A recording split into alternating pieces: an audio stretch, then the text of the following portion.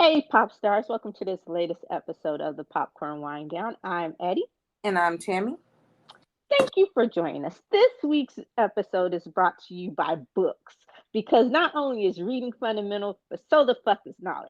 So we challenge you to read at least one book this summer. Read them, don't ban them. Books.com. For Tammy. Read them. Don't ban them. Yeah, it's a lot of things that made me accept this ad. You know, what happened with the Titanic submersible, which I'm sure we'll talk about on the next wind down or what have you. But I read a comment that said when, people thought that they may have been having problems with the oxygen before they realized that they were imploded. And someone said, why are y'all stressing out over air that they breathe? How they gonna run out of it if they keep breathing it? And that was dead ass a serious question. Read books. Don't ban them.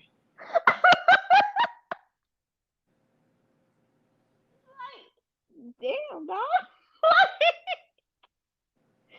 It made me want to ask, is your brain getting enough oxygen? Like, yeah.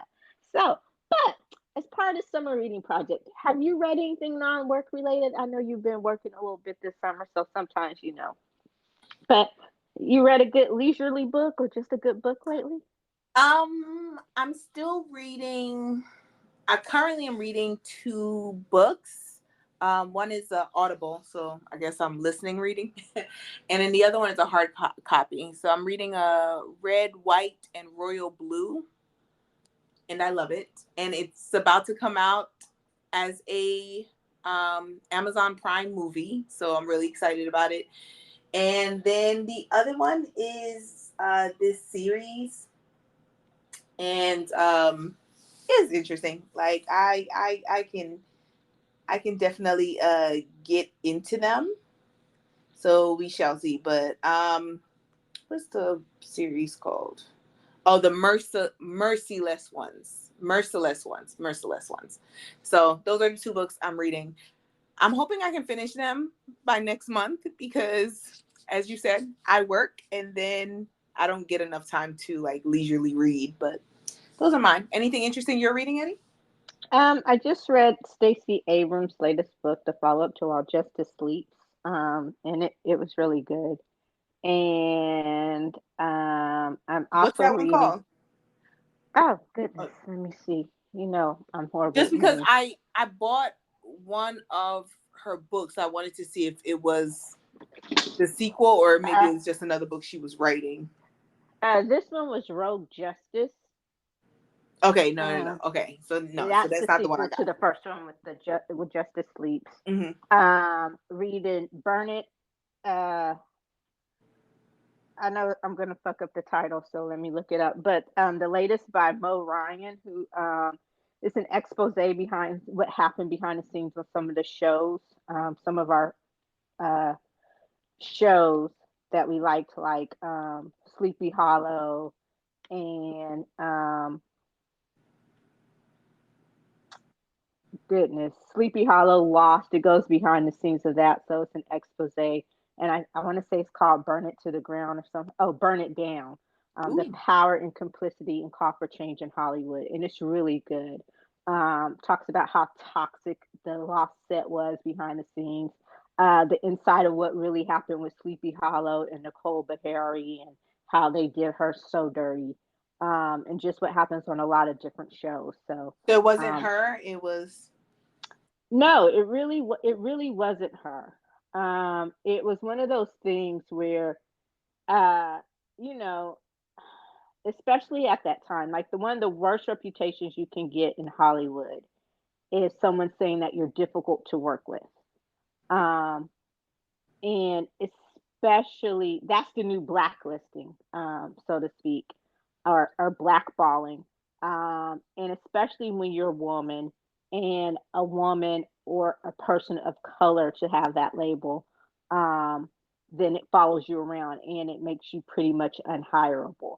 And basically, it was her trying to stand up for herself, and Um, so yeah, it's really good. But and then I'm reading one of my smutty series. You know, I like smutty books sometimes, so I found this little smutty series I'm reading. But yeah, so I try to read a lot. Trying to write more too. So just working on it. But yeah, we need to read more and stop being in shit because ooh, child, these people. Anyway, so also favorite passion, watching movies. I found myself going to the movies a lot more this summer, which has been interesting.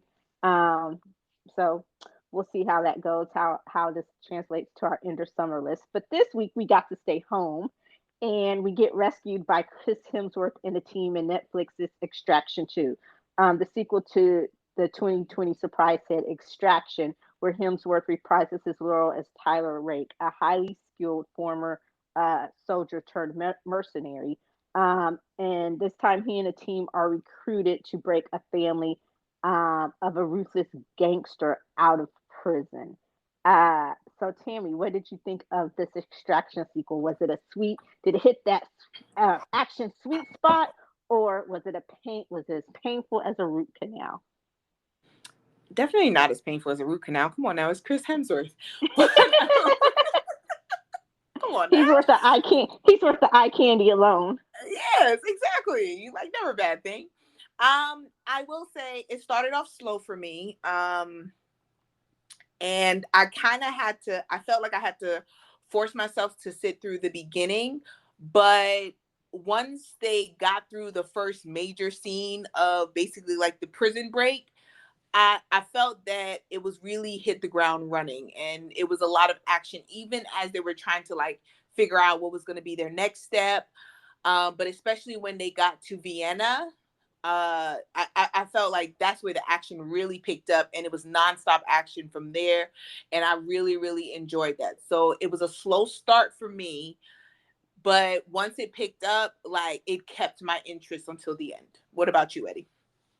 Um, yeah, I liked that we got to see his recovery from like it literally picked up where Extraction ended. And we got to see because it really wasn't supposed to be a sequel. I don't think. I think just because, like we said, Extraction was a surprise hit, 2020, of course. And a lot of people were home, so it was a good thing. And his character died at the end, and so we got to see, okay, how he lived, or how he revived, and we got to see the recovery process. I actually like that.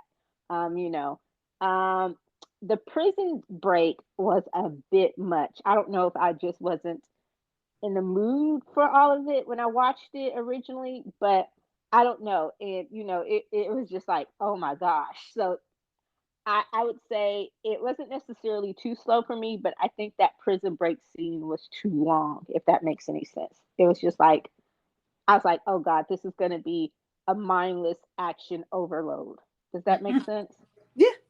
And so, I'm with you. Once they got out of the prison and you actually got to see the story develop, I was fully engrossed. But based on what I saw in the prison, I'm like, oh God, this is just going to be shoot 'em up, blow 'em up. Really, no plot. Because I love the premise.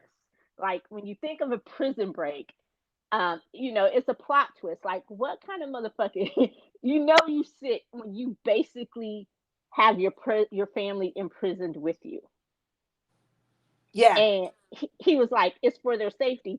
Dude, you and your brother fucking run the country of Georgia or Chechnya, wherever the fuck y'all were. Y'all own everybody, including the government. Like you're some of the biggest gun runners, dope dealers, gangsters in the world. And the country where y'all lived, I want to say it was Georgia or something like that. Y'all ran that motherfucker. So you tell me your family could not be safe At all.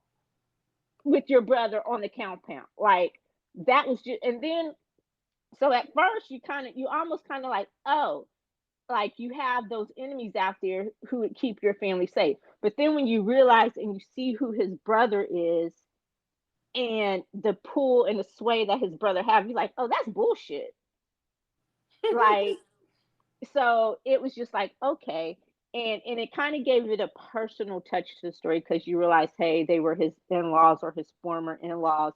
He was doing it because he didn't want to come back that soon, but he was doing it to kind of make amends for what went down with him and his wife after his son died and all that other stuff. So there were layers on layers to the story, but I was just like, this crazy motherfucker really had his family in jail with him.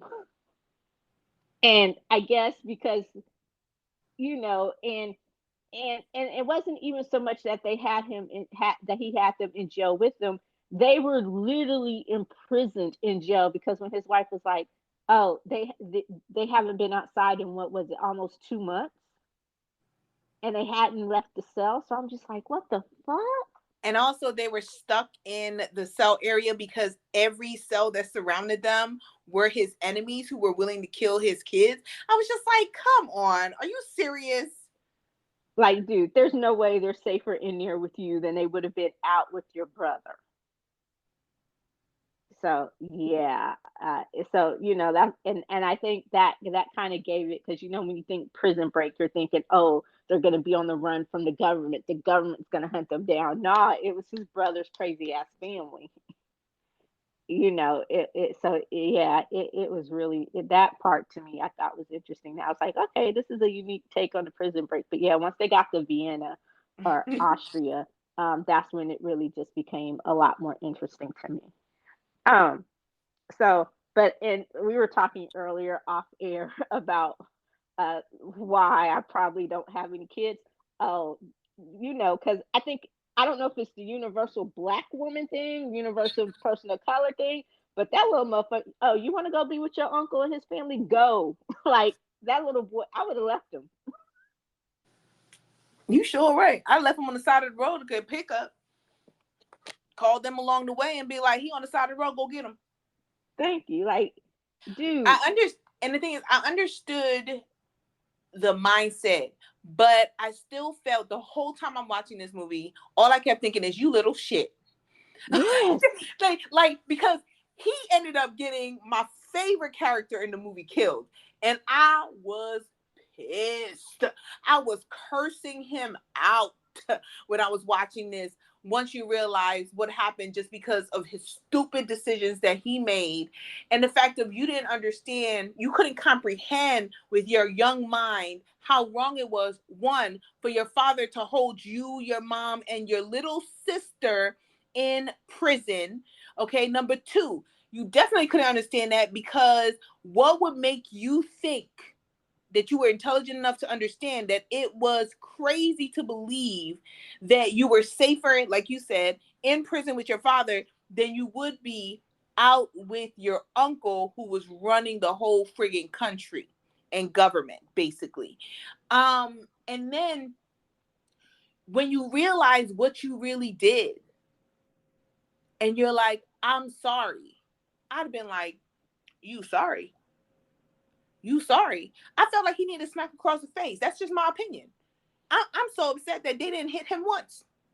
Thank you. You sorry, but you still go with them.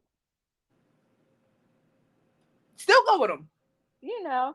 And And then then the uncle said it right when he said, oh, is my mom going to be okay? If you wanted your mom to be okay, you should never have made that phone call. You right. thank you. Because and I'm with you. It's like on one hand, it's kind of like you idolize the parent that's not there, but here's the thing, dude. And I'm like, okay, indoctrination is so real because you you lived a life. It wasn't your mom. It's not like you're with your. It's not like you're younger, like your sister was. You actually saw your dad how abusive, because the night before y'all broke out or a couple of nights before you broke out in movie time, you was just over there comforting your mama while she was crying, begging your daddy not to rape her, and then he beating her up in prison. Like that wasn't the first time. Like you saw the life, you were old enough to discern that. You knew you had to play sleep when your daddy came in that cell.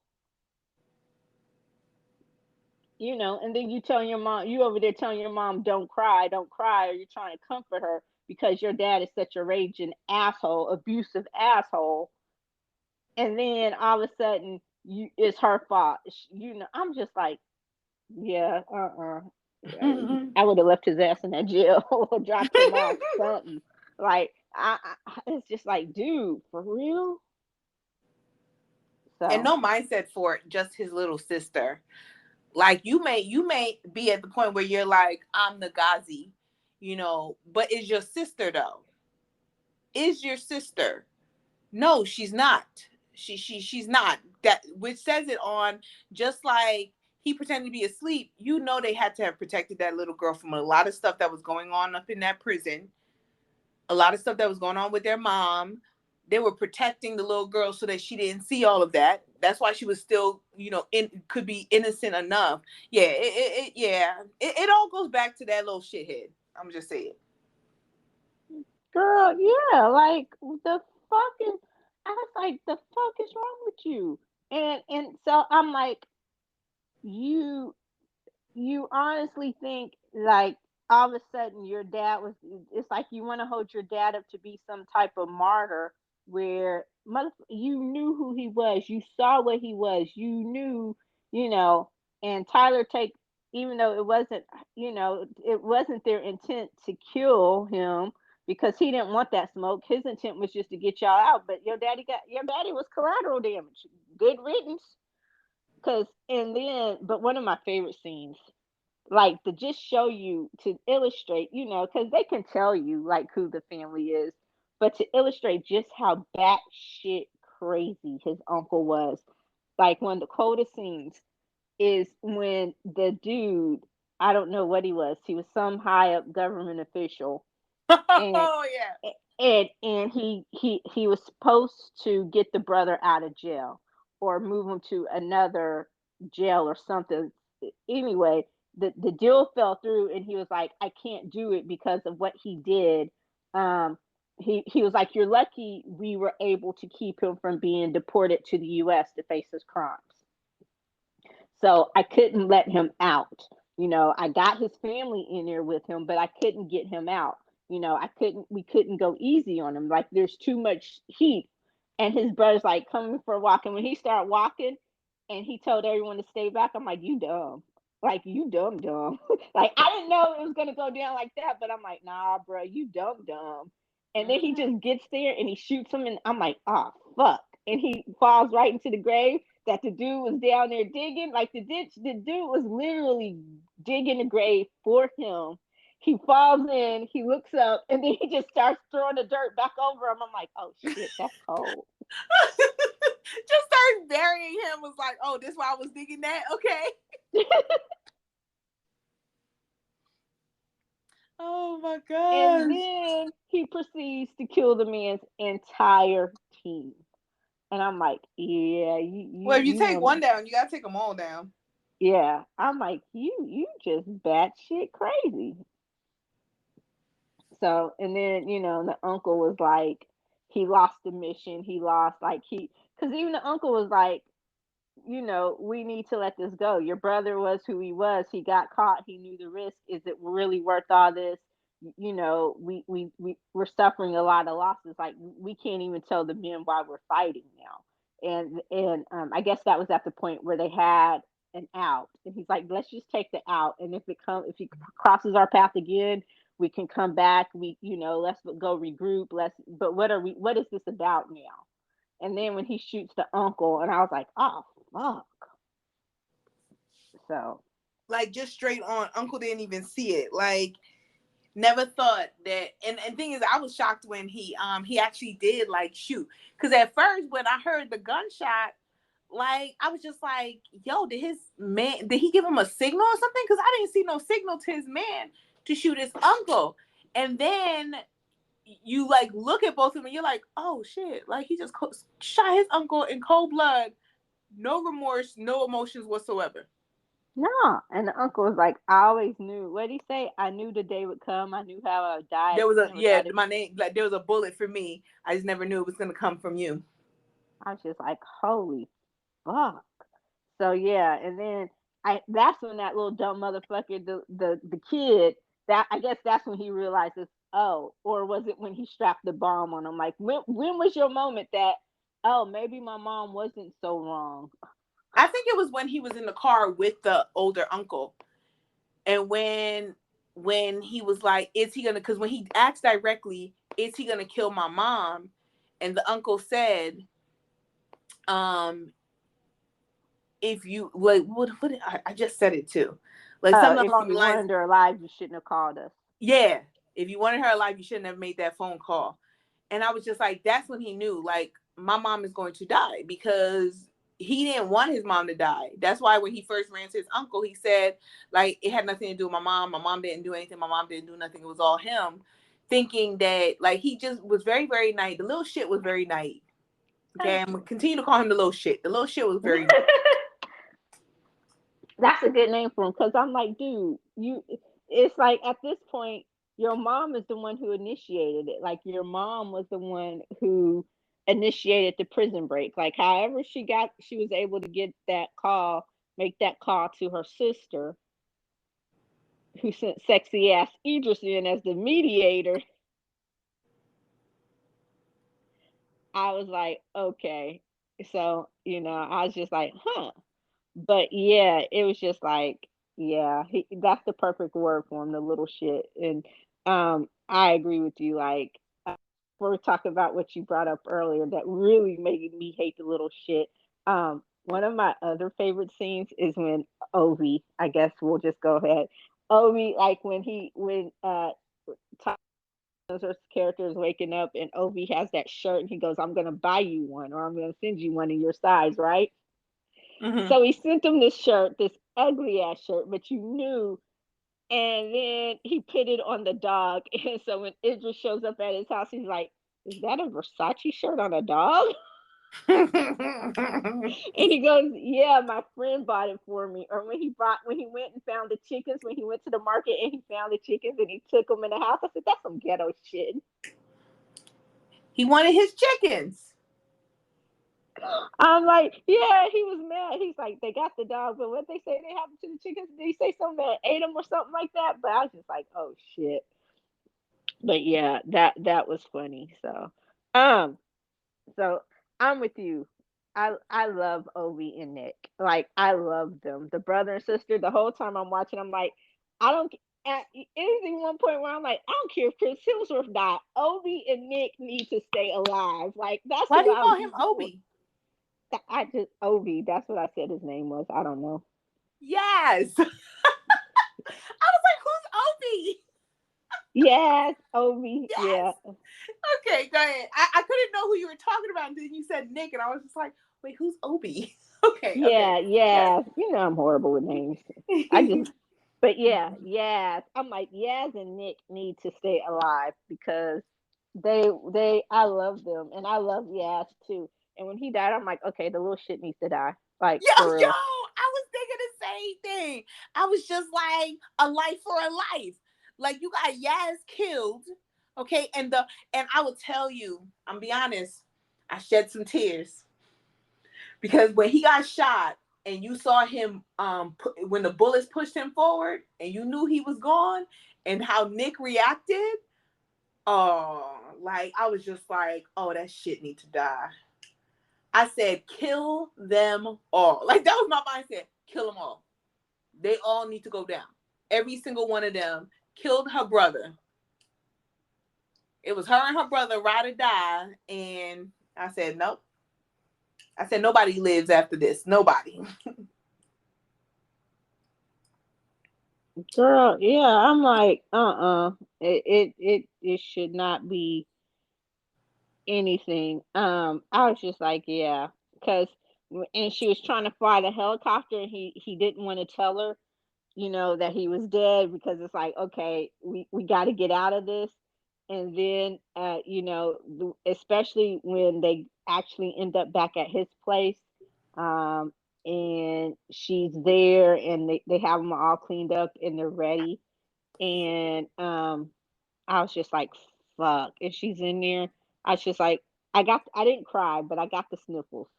Your girl, I had a sniffle. It was an allergy moment there. But I was just like, the fuck. It's like, yeah, this little bastard's got to go. Like, I was like, just let him stay wherever the fuck he is. Because at that point, I think that's where I said, you know what? I would have been like, couldn't be me because I would have said that little bastard want to stay with his psychotic uncle, let him stay. I ain't going to get him. Um. So yeah, they were all better than me. My son, no, fuck your son. That little shit can do what he want. Thank you. Fuck that motherfucker. And then, and yeah, I mean, Nick was a real one because when he got the phone call and he was going to get the little boy, it was just like, and I love the relationship between Tyler and Nick. Like just their chemistry, just their connection, just the way, just whatever. It was like I loved it. I was just like, yeah. And I really wasn't crazy. I understood the whole purpose of the ex-wife because when you found out that that was his sister-in-law or his former sister-in-law, you kind of knew the ex-wife was going to come, especially when she's the one who called them. But so I'm glad they resolved their differences. But I'm like, yeah, I don't really have to see her again. Like, I was like, Ever. please don't for. I guess the thing is, I understand they needed closure and they had to have their closure, but I'm like, don't force a reconciliation.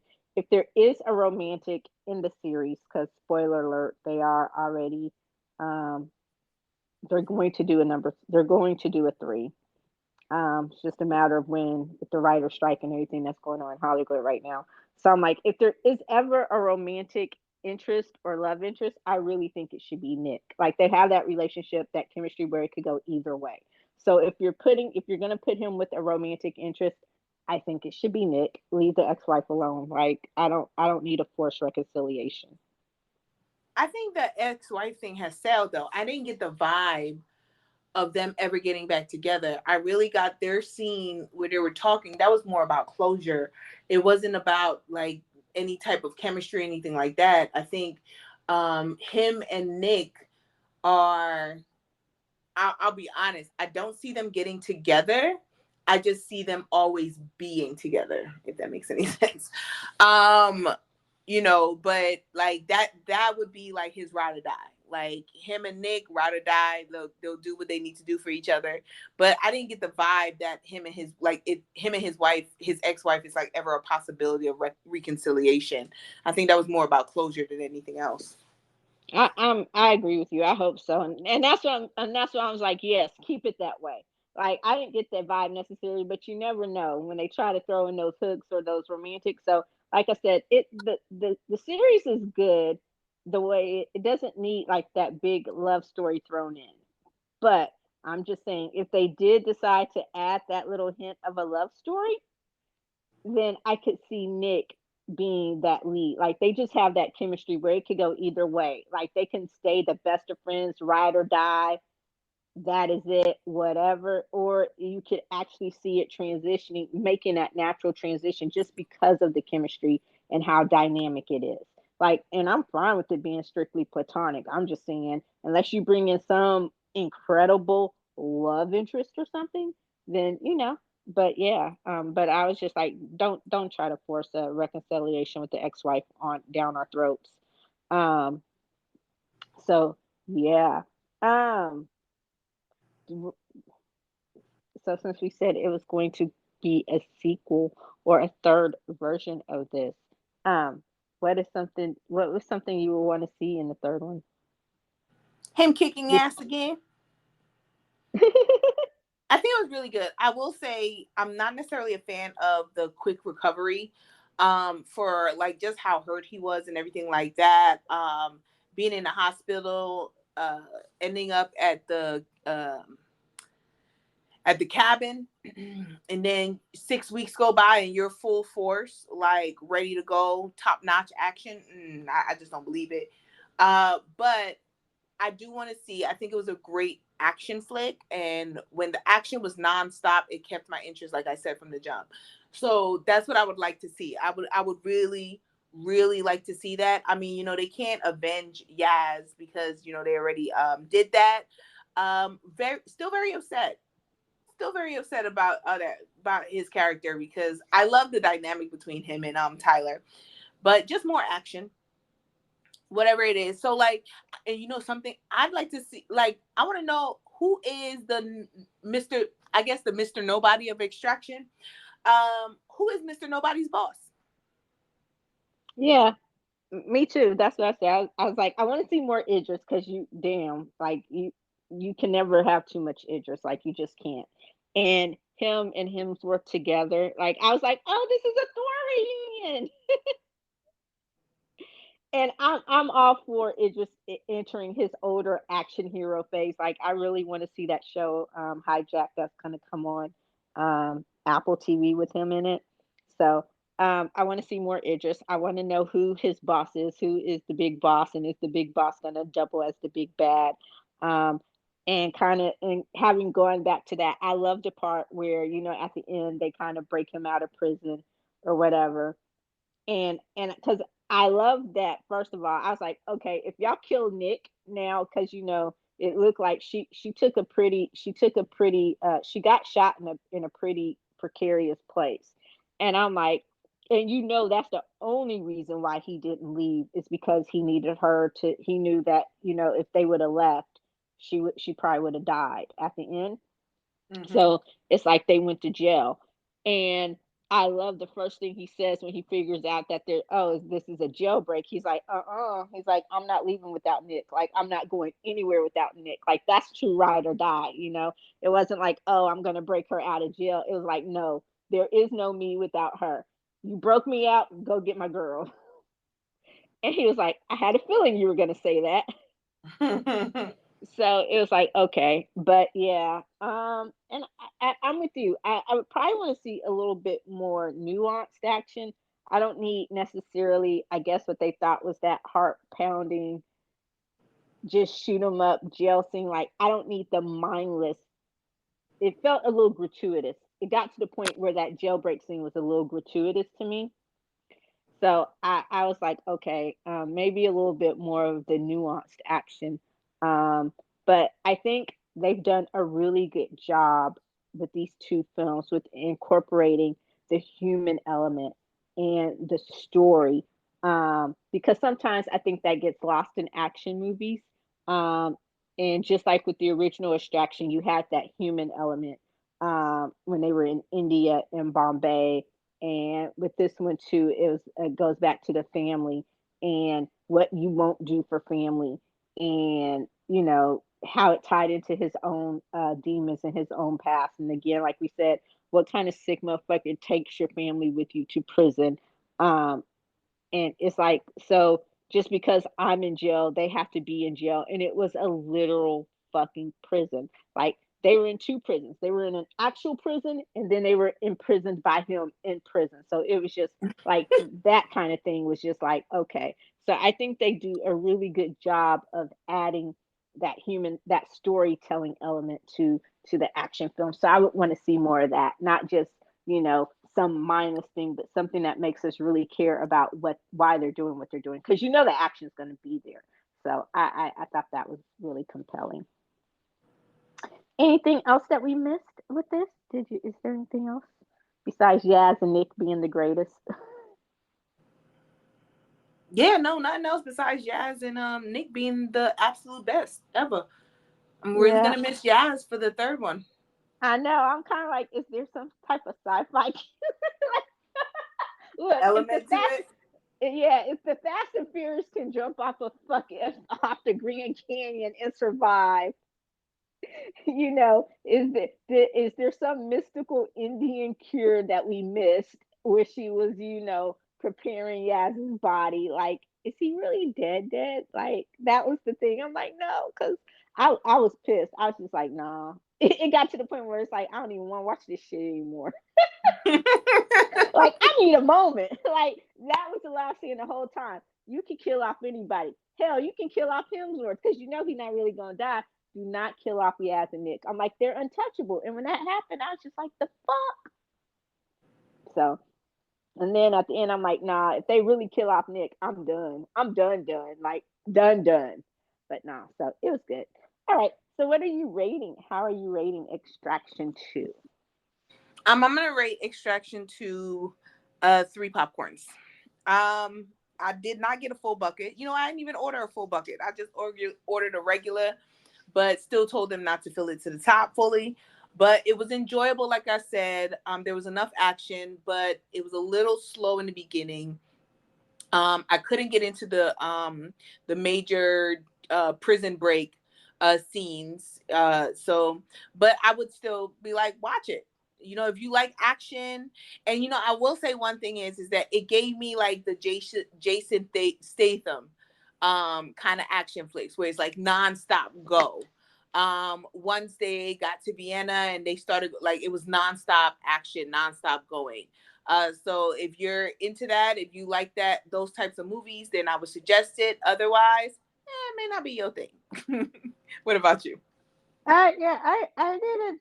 I did. I gave it just a little bit higher than you, but I think we're still on the same page. I gave it like a 3.25, and maybe that was the Idris factor. I don't know, but it was good. Like, and I think we both had a problem with different reasons for the prison break scene. Um, but yeah, it was good, and um, it was a good popcorn flick, and I agree. I don't know if Hemsworth has gotten Statham status for me yet, because you know how I feel about Jason Statham. I found me another Jason Statham movie the other night. And then he has two more movies coming out this summer. See, now we can have a whole Statham conversation. So I'm like, yeah, but I don't know if Hemsworth is just there for me yet. If his name is enough, his name alone is enough for me just to watch a movie. But I do love the Extraction series.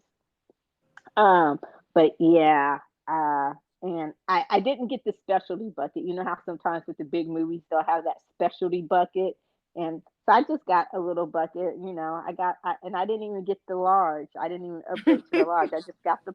I was like, okay, this is good. It was fresh popcorn. It was good, but I spilled a little at times, and then they killed my boy. So I was like, fuck this, and then some spilled out when that happened, and I was like, fuck. But no, it was good, and I look forward to see what they can do, what they do with the Extraction 3, and hopefully we really will get more Idris, and get more action Idris and stuff like that. So, all right. Well, I guess that does it for this week's episode of the Popcorn Wind Down. Please be sure to listen, like, follow, and comment anywhere you listen to your favorite podcast.